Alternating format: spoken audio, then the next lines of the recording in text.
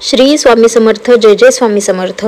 तर मला इन्स्टाला बरेचसे लोक विचारतात की नित्यसेवा कशी करायची आणि नित्यसेवा म्हणजे नेमकं काय। तर आज त्याच टॉपिकवरती मी व्हिडिओ तयार करणार आहे की नित्यसेवा म्हणजे काय। तर नित्यसेवा म्हणजे रोजच्या दिनचर्येमध्ये आपण डेली रूटीनमध्ये जे स्वामी समर्थांचे स्मरण करतो किंवा भक्ती करतो किंवा कृतीतून एखादी जी सेवा करतो त्याला आपण काय म्हणतात तर नित्यसेवा। आता ही फक्त पूजा नाही किंवा आरती नाही किंवा नामस्मरण एवढ्यावरच थांबत नाही, एवढ्यावरच ती मर्यादित नाही, तर ती एक जीवनशैली आहे जिथे प्रत्येक कृतीतून स्वामी माझ्या मार्फतच कार्य करत आहे ही भावना आपण मनामध्ये ठेवली पाहिजे।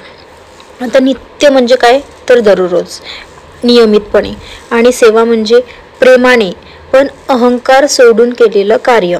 नाहीतर अहंकार मनात ठेवला, निगेटिव्हिटी मनात ठेवली तर तीच निगेटिव्हिटी घरामध्ये पसरते आणि तुम्ही जे सेवा करताय त्याला काहीही अर्थ उरत नाही। चिडचिड करणे, प्रत्येक गोष्टीमध्ये तुम्ही समाधानी असले पाहिजे, तुम्हाला अहंकार नसला पाहिजे, हे सगळं सोडून प्रेमाने जी सेवा करणार त्याला आपण काय म्हणतो तर नित्यसेवा। ज्यामध्ये दररोज श्रद्धेने आणि नम्रतेने स्वामींच्या स्मरणामध्ये राहून केलेले प्रत्येक कार्य म्हणजे नित्यसेवा। सकाळी स्वामींचे नामस्मरण करा, तुम्ही पारायणाचे जप वाचा, पारायणाचे पाठ वाचा, त्यानंतर तुम्ही जप करा, तारक मंत्राचा जप करा, आरती करा। ह्या प्रत्येक गोष्टीचे नामस्मरण देवाकडे काहीही न मागता रोज दररोज त्यांची सेवा करणे, त्यामध्ये ते आपल्याला काहीही कमी पडू देत नाही, ही जबाबदारी त्यांची असते।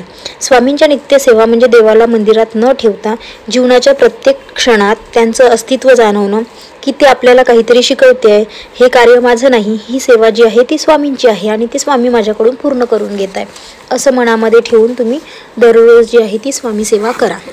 आता नित्यसेवेचं महत्त्व काय आहे तर याने आपलं मन खूप स्थिर राहतं, म्हणजे रोजच्या सेवेने मनामध्ये जे शांतता आहे ती शांतता निर्माण होते, धैर्य येतं, अहंकार वितळतो, म्हणजे हे मी करत नाही आहे, माझ्याकडून स्वामी करून घेत आहे, ही भावना जर आपल्यामध्ये निर्माण झाली तर मीपणा जो असतो तो आपला कमी होतो। त्यानंतर आपल्याला बरेचसे टेन्शन असतात, बीपीचे प्रॉब्लेम्स असतात, तर यामध्ये आपल्याला माहिती आहे की स्वामी सगळं नीट करणार, त्यामुळे आपण टेन्शन फ्री राहतो। कर्माची पवित्रता, काम कोणतंही असो, घरकाम असू द्या, व्यवसाय असू द्या, समाजसेवा असू द्या, हे सगळं कार्य जे आहे ते स्वामींचं कार्य आहे आणि त्यामध्ये मला नेहमीच जे आहे ती प्रगतीच भेटणार आहे, हे नित्यसेवेचं महत्त्व। भक्ती आपली वाढणार आहे, रोजच्या सेवेतून स्वामींच्या सानिध्यात आपण खूप जास्त असणार आहे आणि त्यामुळे आपल्याला येणारे अनुभव पण खूप जास्त असणार आहेत। जीवनात तुमच्या सकारात्मकता वाढेल, म्हणजे अडचणी असतील, काही चिंता असेल, नैराश्य असेल, तर ह्या सगळ्या गोष्टी ज्या आहे त्यावर न थांबता आपल्याला आत्मविश्वास राहतो की स्वामी माझ्यासोबत आहेत आणि माझं प्रत्येक काम जे आहे ते स्वामी करून घेत आहेत।